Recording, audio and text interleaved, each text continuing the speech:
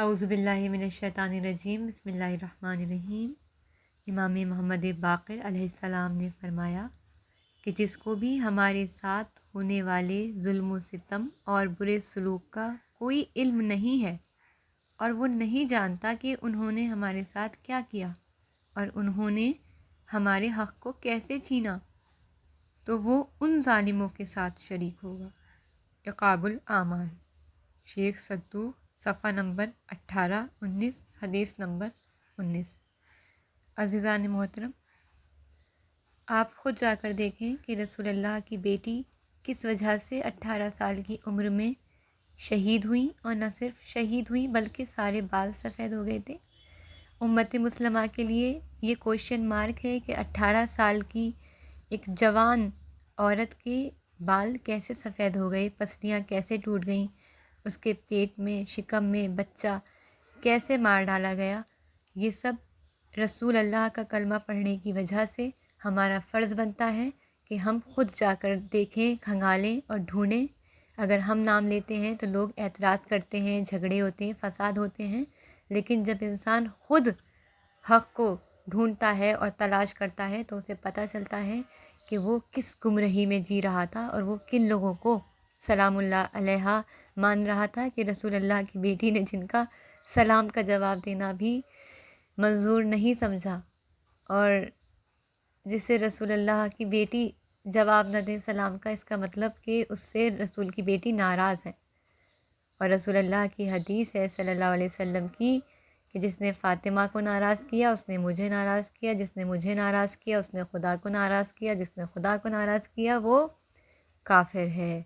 تو مسلمان دیکھیں کہ رسول اللہ کی بیٹی کی شہادت کس وجہ سے ہوئی، ان کی قبر کہاں ہے، ان کی پسلیاں کیوں ٹوٹی گئیں۔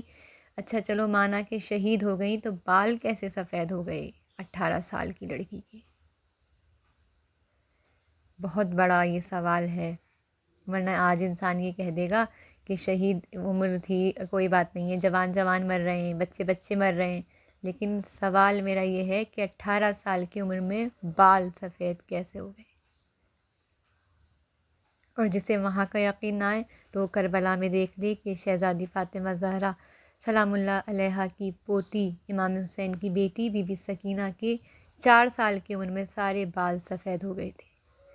جب ہم نے میڈیکل سائنس سے پوچھا کہ کیا ایسا ہو سکتا ہے کہ کسی جوان عورت یا بچی کے اچانک سے بال سفید ہو جائیں،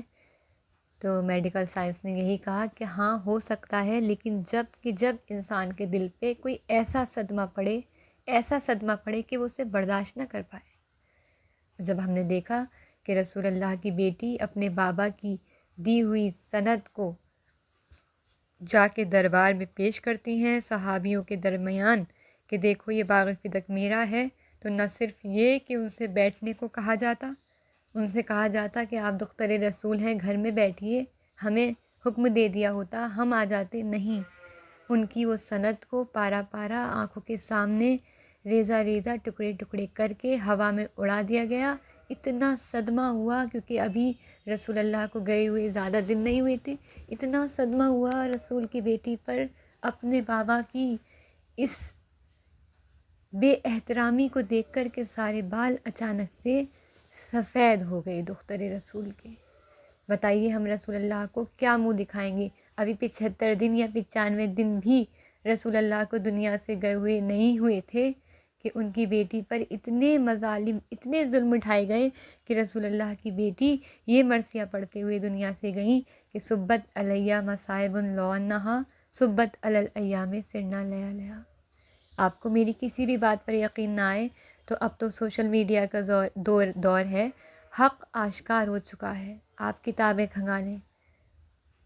ہم اپنی کتابوں کو نہیں کہتے، اہل تشیع کی کتابیں نہ دیکھیں، آپ اپنی جو جس مسلک کا ہے وہ اس مسلک کی کتابیں کھنگالیں، اور وہ دیکھے گا کہ وہاں سب جگہ لکھا ہوا ہے کہ رسول اللہ کی بیٹی دربار بھی گئیں اور انہیں حق نہیں دیا گیا اور گواہیاں مانگی گئیں۔ اللہ اکبر! جن کی محبت کو قرآن واجب کہہ رہا ہے، قُل لا اسألکم علیہ اجرا الا المودۃ فی القربیٰ، ان لوگوں سے گواہیاں مانگی جا رہی ہیں، ان زہرا سے گواہی مانگی گئی، اور گواہی کے لیے حسن و حسین، کہ جن کے لیے رسول اللہ نے فرمایا کہ الحسن والحسین سیدہ شباب اہل الجنہ، کہ یہ جنت کے جوانوں کے سردار ہیں، ان کی گواہیوں کو یہ کہہ کے رد کر دیا گیا کہ یہ تو بیٹے ہیں، ماں کے حق میں بیٹے کی گواہی قبول نہیں ہے۔ آپ دیکھیں کہ شہزادی پر کتنا ظلم ہوا، کہ جو مرثیہ پڑھا اس کا ترجمہ یہ ہے کہ اے بابا، بابا یعنی رسول اللہ کو کہا تھا انہوں نے، اے بابا آپ کے بعد مجھ پر اتنی مصیبتیں پڑیں کہ اگر دنوں پر پڑتی تو سیاہ رات میں تبدیل ہو جاتے، اور پہاڑوں پر پڑتی تو ریزہ ریزہ ہو جاتی۔ ہر نبی کے کلمے پڑھنے والے پر یہ لازم ہے کہ وہ دیکھے کہ اس کی رسول کی بیٹی نے رسول اللہ کے جانے کے 75 دن یا 95 دن کے بعد شہادت پائی، اور اتنے مظالم، اتنے ظلم، اتنے ستم کے بعد پائی۔ تو وہ لوگ کون تھے؟ وہ ہندو تو نہیں تھے، ہمارے ہندو بھائی نہیں تھے، وہ مسلمان ہی تھے۔ اور کون سے مسلمان تھے؟ یہ ہر کلمہ پڑھنے والے پر خود ضروری ہے، کیونکہ ظلم کرنے والا، ظلم کا ساتھ دینے والا، ظلم کو سن کر چپ کرنے والا سب برابر کے شریک ہے۔ بالکل اسی طرح سے جس طرح سے کہ شراب پینے والا، شراب بیچنے والا، شراب کے بزنس میں ذرا سا بھی کسی بھی طرح کا ساتھ دینے والا سب برابر کے گناہ میں شریک ہیں، اسی طرح سے رسول اللہ کی بیٹی پر ظلم کرنے والا، ظلم کو سن کر خوش ہونے والا، ظالمین کا ساتھ دینے والا، ظالمین کو لعنت اللہ علیہ کی جگہ انہیں سلام اللہ علیہ سمجھنے والا برابر کا قاتل ہے شہزادی فاطمہ زہرا کا۔ آپ پر سوالیہ نشان ہے کہ آپ دیکھیں کہ آپ کی بیٹی رسول اللہ کی بیٹی کی شہادت کیسے ہوئی۔ خدا حافظ، خدا حافظ شما، خدا ہم سب کو ہدایت کی توفیق نصیب فرمائے۔